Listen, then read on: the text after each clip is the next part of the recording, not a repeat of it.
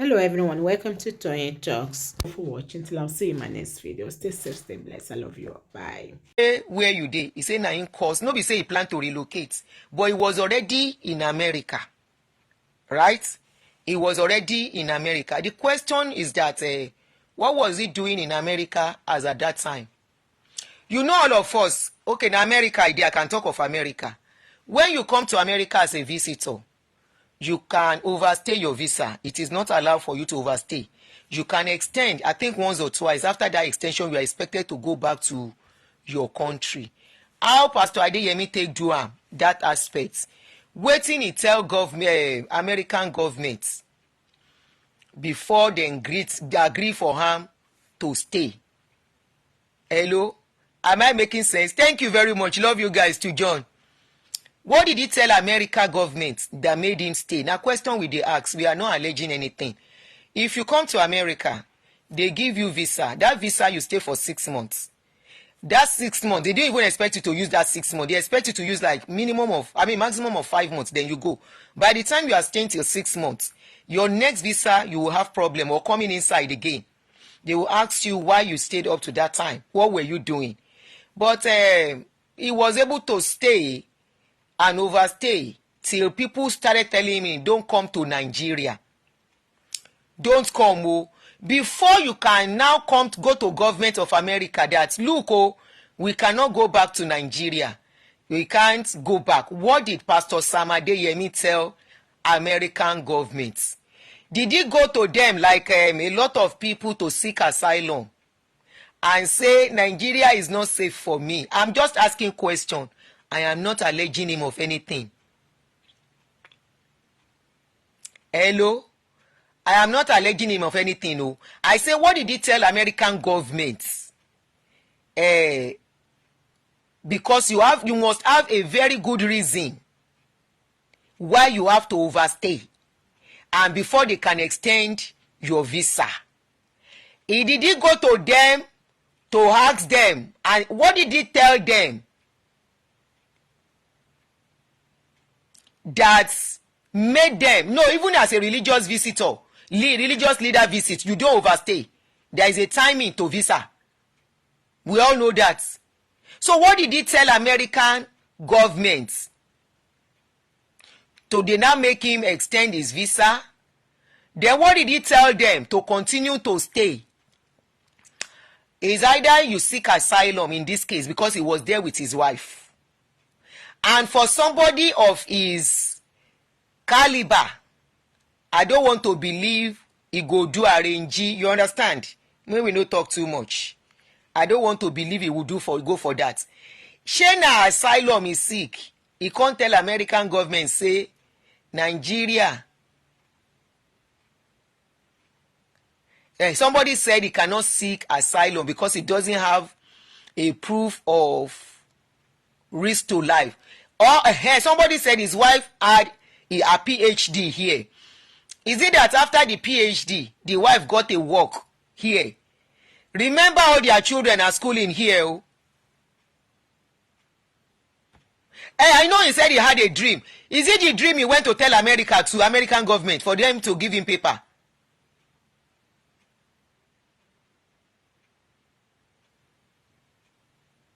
I am only asking, oh, church don't file for him as a pastor from 360 religious workers. You know me, I'm only asking question. Because I know even if you come to school here as a student, it does not guarantee you to have your papers to stay. Because you are coming as a student, even if now you pass PhD. So, all his children are here as students. Maybe they don't have their papers yet. Or is it that that is one question? Make we leave that one. Make we no elaborate too much on that paper, on that one. But presently as it is, it means pastor don't get paper legally to stay in America. How we take get paper? Waiting in the American government. How we do make we no question too much. No be him be the only Paitoor where they come. Don't let us expose the aspect too much. He said he dreamed Another question I'm going to ask is that prayer is the key. You know I love to sing. Don't be annoyed though. If you are just getting to see my channel, when I'm doing my shows, I dey add song. I can sing too much. I go soon wax album sef. Prayer is the key. Prayer is the master key. Jesus started with prayers and ended with prayers. Prayer is the master key. He now said he dreamt. The wife dreamt. The dream who joined together. He said now 3. He said he shouted the name of Jesus in the dream. My question is, shey person wey be say, wey dey tell us say, somebody say Aunty wetin concern American government with African dream? All their imagination law based on the constitution. Okay, you be American, Aunty. No, na question I dey ask. You know this story fit work for their members. We wey get mind, brain, and we are living in America. We know as e dey roll. We know as things dey be, but we cannot talk too much. You know? So my question be say, all of us, na all of us be barawo. Ẹni tí lè bá mọ̀, na all of us be ole. Ẹni tí lè bá mọ̀ ní bá ní barawo on this case, on this particular dream where our Paitoor dream that made him an American citizen or green card holder today. Now, somebody said even Jesus' parents I dream about Herod. That's why they ran away to Egypt. I no argue. You know, say Jesus was a baby then. He never gets power. But they told us the name of Jesus conquer everything. And they tell us that prayer is the key. Prayer is the master key. That the name of Jesus every knee shall bow and every tongue shall confess. This one, the Olaolu, the one you said, no be Jesus, something happened to that time. Jesus never start to manifest saying get power. And they never crucify him. He never give Christian power when they go that time.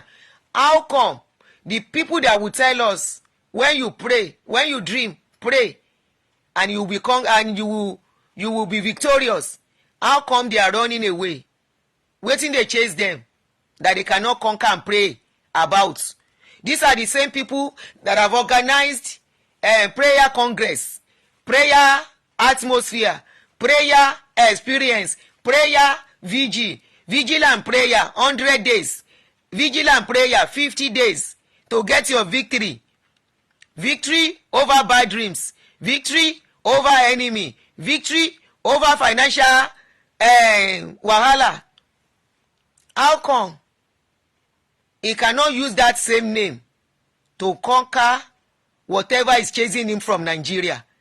That can't chase him. That thing won't come chase Pastor Àdeýemi. The thing no chase him go where they need the gospel, like they always say. Why didn't that thing chase him to places like Afghanistan? Why didn't that thing chase him to countries where I'm only asking questions? Oh, in prayers, God will give you instructions. If God tells you not to travel, then listen to God. Whichever God you serve. Now your mind they talk to you. God is not talking to anybody. Now your intuition, no be waiting and they call her. Everybody have that silent intuition that talks to them. That is why you will see even people that are atheists. They are making way.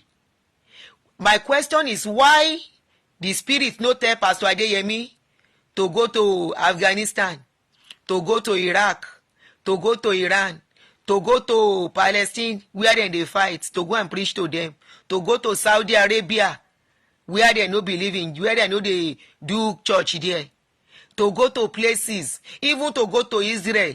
Israel say they no want church. He's supposed to go and do gospel there. Say you cannot stop us from spreading the gospel in this place. Why no go that kind of place?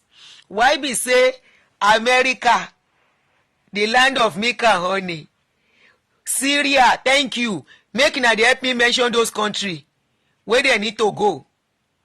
Why it can't be say na America, where in children dey, where they don't see say life for America is sweeter. The pastor is very I like Pastor Àdeýemi. You know who mentor him? Na Pastor Adegboye, Reverend Adegboye. Na him mentor him and Victor Àdeýemi, him brother. We were all in school together. I didn't know they did, but I know Victor Àdeýemi too very well. We always attend fellowship together with Victor Àdeýemi in those days, in the late 80s. Now, North Korea, now that kind of place he's supposed to go. Why he no go that kind of place? Why the dream he no push him there? Why be say na America? Where be say pastor plenty? Why be say na America where people dey busy with work? Why be say na America where they no get time for program? Nepal, making a dimension. Why be say na America the story, the dream can't chase am come? Na question I dey ask. I know say you do anything bad. Boba Jemi no. If I dream and God talk to me, God cannot tell me to go and buy somewhere now. Why God won't do that kind of thing to me? God cannot tell me to go to a place I will not see food to chop. Now if he say God no love me. If God no love me, I go love myself. I will not go to a place that I will not be comfortable. I will not go. God cannot tell me to go to a place. For example, may God can't tell me, say, may I go to Sambisa forest. I go say, that God, I want to see him physically. And he go first go before I follow him. That is a perfect example. Before one God could come and tell me, say, Adunni, go Sambisa forest. Where Boko dey? I should go to that place. I go tell the God, I say, you go first. If you don't go, I will not go. That's by the side. Now, let us now take it further. Our pastor say no one relocates. Now dream and God tell us say make it stay where he dey. And God can't use many people back home. We call am say stay where you dey oh. Don't come oh. Where you dey is more peaceful. Don't just come back. Like many of us, not some of me, I don't come out before wahala dey Nigeria. Like many people today, they are come visiting. They will say they want to go back. But people say, don't come back oh. If you know what is going on in Nigeria, whatever you are going through in that America, you better be managing it. And they will stay. And they will be managing it until things will work. Now, let us go to financial aspects. You know, say if you want to relocate, you dey plan yourself. Abi, you know they plan yourself. I'm just asking question. Our pastor did not plan to relocate. He never meant to relocate. Na dream. The wife will dream. He dream. Now the dream make them relocate. Right? It was not a planned thing. Now my question is, something you did not plan. How are you now coping? Oh, he might be coping. Maybe he has some business back home. I'm not saying it's church. Oh. I'm not saying whether people are contributing, offering and tithe and sending back. Oh. I am not saying that. Oh. If you say that, now you talk that one. Say whether then they contribute offering and tithe. And definitely is in charge of the accounts.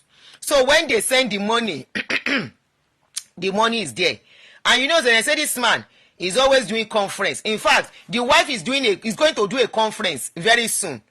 The conference, the seminar, before you can attend that seminar, you must have $6,500 per participant. $6,500 per participant. My question be say wetin dem wan talk inside that video something. Some people say it's for connection, it's for mingling and wingling. I say okay, it's not for my type. This my age. May I carry 6,500? Go sit down. They say there will be boat ride. There will be make dem kuku tell us say na tourist something. Very soon now. How many days ago I did try? A few days ago. Few days from now, I'm going on vacation. The vacation, I know how much I go spend, how much I buy tickets, how much I want spend, how much I want spend for hotel, and I go where I want go. If they say na vacation now, say na vacation, retreat and all those things, but they say na seminar. And because I know them as pastor, I say na preach, they won't preach, I be waiting they won't do. The minimum participant payment is 6,500, and they are in dollar. Canadian dollar, 9,500 Canadian dollar. And the program is how many days? Whether now how many days? 4 or 5 days. No be long day. Oh. $6,500. And somebody said most of the participants are people coming in from Nigeria. My question now, the program is going to be in Mexico.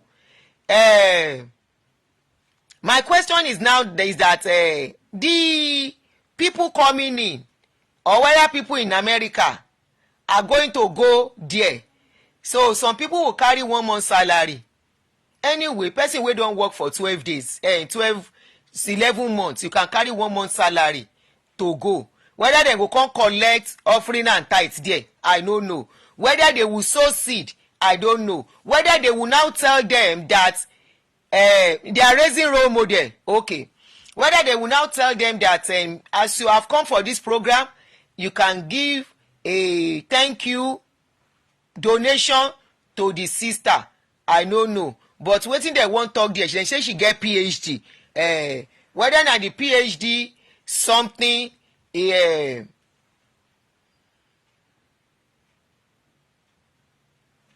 whether na the PhD something, what she learn in her PhD class, she wants to give to them. That one I don't know. But and I will not talk much on the seminar. But the wife is going for that. She's the one organizing that seminar. And they say Pastor Àdeýemi too is always organizing seminar, and the seminar is not free, you know. So people wey get their money, they can pay. It's not much for some people. Anybody any like 14,000, 50,000 in a month can pay 6,000 easily. Kò bá wẹ̀ jẹ́, ebi àti ń ṣe la ti ń jẹ. That's she's they do business. Na business. Anybody who can do business can do business. But my question be say, as they relocate, you know, they didn't plan it, and suddenly how have they been managing? Which kind house then they live?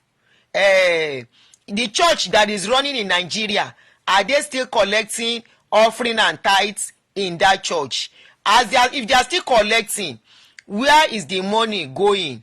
Who are they paying the money to? Now question me I dey ask. I no say whether then they collect the offering and tithe and sending it to them to pay mortgage, to pay you know, say when you send children to America, let me tell you something. I'm not saying that is what is going on, no. I'm not saying that is what is happening, no. When you send children come to America, they are schooling, and you are back as a parent in Nigeria, something can be happening to those children. The children might have started joining bad group.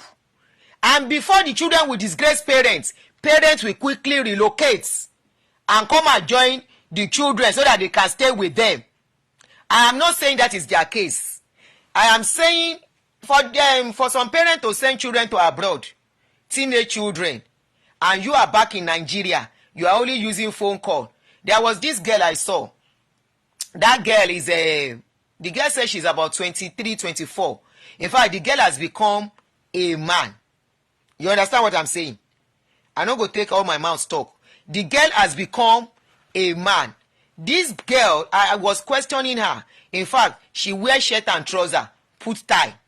She don dey grow this thing. Now her chest make me know say she be girl, and her voice. Already she don start the transformation. And she be Yoruba girl. That was what caught my attention. Now I ask her, say, how old are you? She says she's 23. She will soon be 24. I said, wow. When did you come into this country? She said she came as a 16-year-old girl to come and school. Where are your parents? She said they are back home. Have they ever been here? She said no. I said, they have never been here. She said no.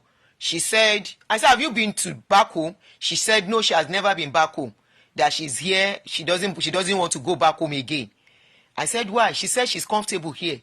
And for my mind, you supposed to know what's going on through my mind as a parent as at that time. And I said, when last did your parents saw you? Said, yeah, they talk on phone, on video call and all that. And I wonder how the parents will be feeling. She don't get bia. She don't get bia. Her chest is still there. In fact, her chest is double my own. It's still there. But you know how then they dress. She dressed to press it down. But despite pressing it down, you can still see. And her stature is still there. And, you know, you will know that so there are some people, there are some parents that will send children abroad and they will be back home. When they want to say something won't happen, before the children will grow up to disgrace them, they will kuku come and sit down with the children. I'm not saying that is their case, so you understand? You get me? Are we understanding? Am I communicating? Like Buki J say. Am I communicating? I no communicate. Let me see your love sign if I'm communicate. It's like you are not getting me. I no talk say no be dream make our pastor travel. Hello. Good morning, son. As usual, my coffee is cold. I'm about to shower. I have appointment. You have appointment? Okay. Daniel CG. Okay, come on, buy me warm me. I am not saying that is the case, yo. You are with me. I've seen some people on YouTube too. I want us to be on the same page. I am not saying that is his case.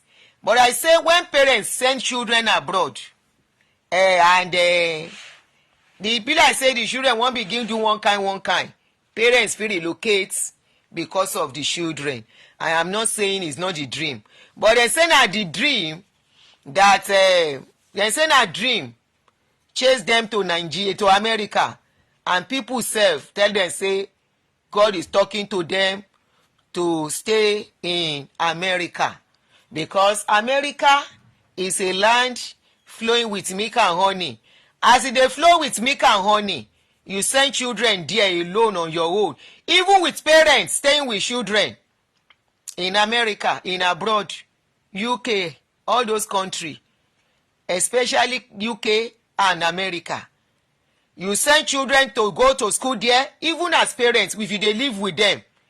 Your eye no dey ground, your ear no open, you self, you smart, you sharp dey watch them 24/7. You feel say, hey, wetin I come this country come do? You understand? You feel do I dey reach the country oh. Wetin I carry my children come do for this country oh. Take, you can use this when we travel. All right. But Warm. Drink it. Warm. You're welcome. Thank you. Love you. So, and Ile Olani Yonu, I am not saying that is their case. Don't get me wrong. Ile Olani Yonu, now for this our society and all this God of men, I'm not talking about him now. Are you getting me? All this our God of men, they can cover. Hey, because I be abiamo, there are so many things where I hear. I know they like to talk, and if I go talk am, I no go mention name. As a parent in abroad, we know it is not easy. I don't pay. Mi ó ṣe jẹ́ pé tá bá ṣe show lẹ́yìn máa ń pè.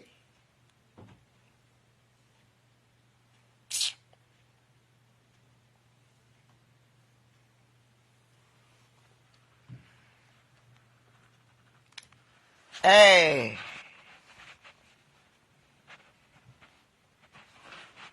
má bà show jẹ́ o.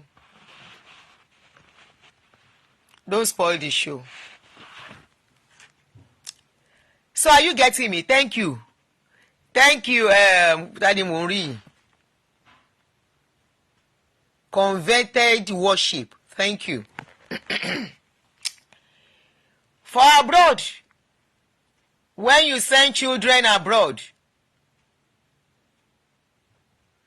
if you no put your eye down, if you are there with them, you must to open your eye very well.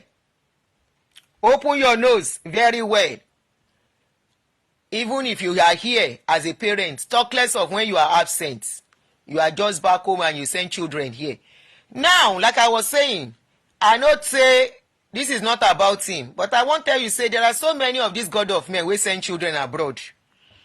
And they think by prayer, everything is okay. You get one of them, I no go mention name, and I will not give you clue. That one of them, In Pikin, in school in UK, na boy be the Pikin. As the Pikin begin do, you understand? You understand? As the Pikin begin do, na in the papa. Good morning, Mom. Good morning, love. How are you? Good, how are you? Very good. Thank you for my breakfast. Of course. As it be, I don't like talking about this kind of thing because it involves children. But I just want to let you know the truth they will not tell you. The reality they will not tell you.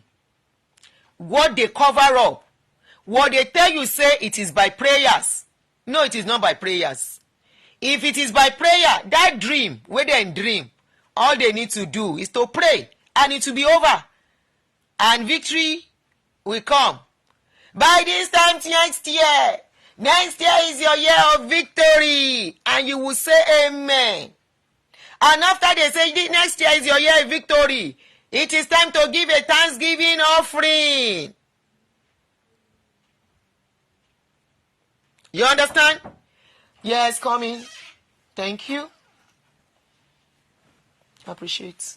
You're not finished your food. Mo máa jẹ later. Kìíní ẹ̀ wà feeling. And they will say it is your year of thanksgiving, your year of victory. Because you have prayed, victory is coming. The same people telling you that some of their children are in a rehabilitation. Ṣé rehab náà pè? In rehab. Take it or leave it. I'm not going to mention him. Including a girl child. Ojú ni alákàn fi ń ṣọ́rí. I am not saying that is his case. Ojú ni alákàn fi ń ṣe kíni ló fi ń ṣọ́rí. There is one of them. The guy is a man. The child is a man, a boy child, a man now. That particular child has become orúkọ mo ṣe lè sọ lóyìnbó tí mi ní sọ the right word so that I won't get issues on. Àfipá bá ọmọ abánisùn. Please, you can write it if you understand what I'm saying. Write it but code it for people to know what I'm saying in Yoruba. Ó ti di àfipá bánisùn. Not only that, when he gets hold of a lady, he will record them and he will use it to blackmail them. He did it to another pastor's child. You are getting the code. Thank you. He used it to do another. No, kì í ṣe pídòdò. Struggle to do kerewa. That's the only way I can put it.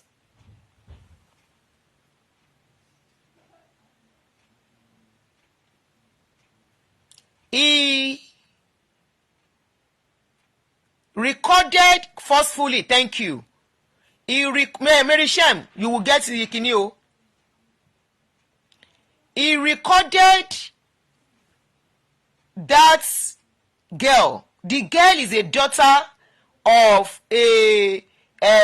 all of this miracle God of man going up and down. He recorded that girl, the lady. The father's name starts with A. That's all I'm going to say. The father of the girl. The father of the girl too is one of the top God of man. This guy that is a son of a God of man did it to that girl. But because of, they must not hear this in public, they could not make any reports. They just called the father to warn his son. In fact, not only that, the guy, they say he don't dupe some people despite all the money the papa gets. I no go talk more than that. There is a particular one. If you are very observant, all your top God of man, this particular one is based in Abuja. I am not going to talk much. I am not saying this to ridicule them. That's why I'm not mentioning name.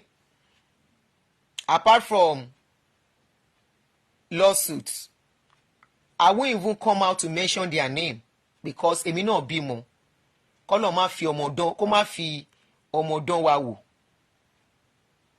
But sometimes, àfọwọ́fà. Sometimes, when you are using people, when you are destroying people's lives, you should know it will come to your doorstep. One way or the other. When you are using people to build your own life, you should know that life you are building is only a matter of time before destruction will come to it. If you are using people's sweats, lying to them and collecting their sweats, and thinking, oh, jello, it's only a matter of time.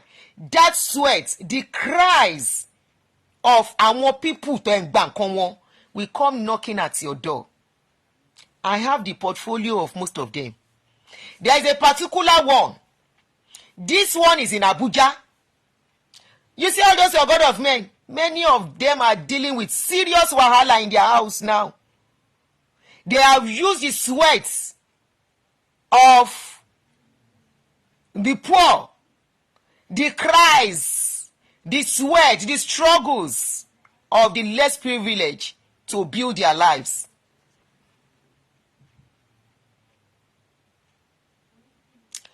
And today, they are crying in their closets. Nǹkan tó ń ṣẹlẹ̀ nínú ilé wọn ò dáa rárá. They have money to cover up. They have a lot of things to cover up. And they live a private life. So people won't know. This particular one is based in Abuja. That is the only clue I'm giving to you. If you look at their family picture, one of their children has been missing in their family picture for some time now. The girl is presently in UK in a very rich rehab because she has become a junkie.